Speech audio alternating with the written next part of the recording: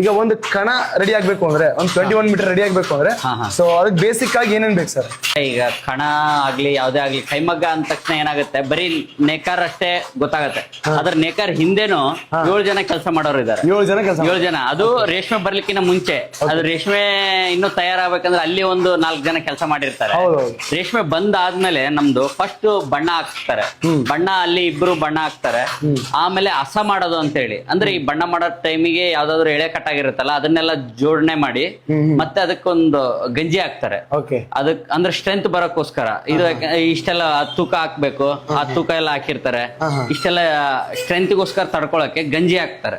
ಅಂಟ ಹಾಕೋದು ಅಂತ ಹೇಳ್ತೀವಿ. ಅಂಟ ಹಾಕಿ ಅದನ್ನ ಹಸ ಮಾಡ್ತಾರೆ. ಅದೇ ಹಸ ಮಾಡಿದ್ಮೇಲೆ ಅಲ್ಲಿ ಡೈಯಿಂಗ್ ಅಲ್ಲಿ 2 ಜನ, ಅಂದ್ರೆ ಡೈಯಿಂಗ್ ಅಂದ್ರೆ ಬಣ್ಣ ಮಾಡಲು 2 ಜನ, ಆಮೇಲೆ ಹಸ ಮಾಡ್ತಾರೆ. ಹಸ ಮಾಡಿ ಮತ್ತೆ ಅಂಟ ಹಾಕೋದಕ್ಕೆ ಅಲ್ಲಿ 2 ಜನ ಕೆಲಸ ಮಾಡ್ತಾರೆ. ಮತ್ತೆ ಅಲ್ಲಿಂದ ಇಲ್ಲಿಗೆ ಈಗ ಅದು 21 ಮೀಟರ್ ಅಂತ ಹೇಳಿದ್ನಲ್ಲ ನಾನು, ಈ 21 ಮೀಟರ್ ಮುಗಿದ್ಮೇಲೆ ಮತ್ತೆ ಜಾಯಿಂಟ್ ಮಾಡ್ಬೇಕಲ್ಲ, ಇದು ಮುಗಿದ್ಮೇಲೆ ಮತ್ತೆ ಜಾಯಿಂಟಿಂಗ್ ಅಂತ ಹೇಳ್ತದೆ. ಅವಾಗ ಇಬ್ರು ಕೆಲಸ ಮಾಡ್ತಾರೆ. ಅಂದ್ರೆ ಒಟ್ಟು ಟೋಟಲ್ 6 ಜನ ಪ್ಲಸ್ ಇವ್ರೊಬ್ರು 7 ಜನ ಕೆಲಸ ಮಾಡೋ ಫೈನಲ್ ಟಚ್ ಕೊಡೋದು ಇವರು.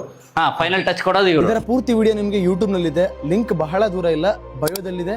ಹೋಗಿ ಒಂದ್ಸಲ ಕ್ಲಿಕ್ ಮಾಡ್ರಿ, ಪೂರ್ತಿ ವಿಡಿಯೋವನ್ನ ನೋಡಿ ಇಲ್ಲಿ ಬಂದು ಕಮೆಂಟ್ ಮಾಡಿ ಅಷ್ಟೇ.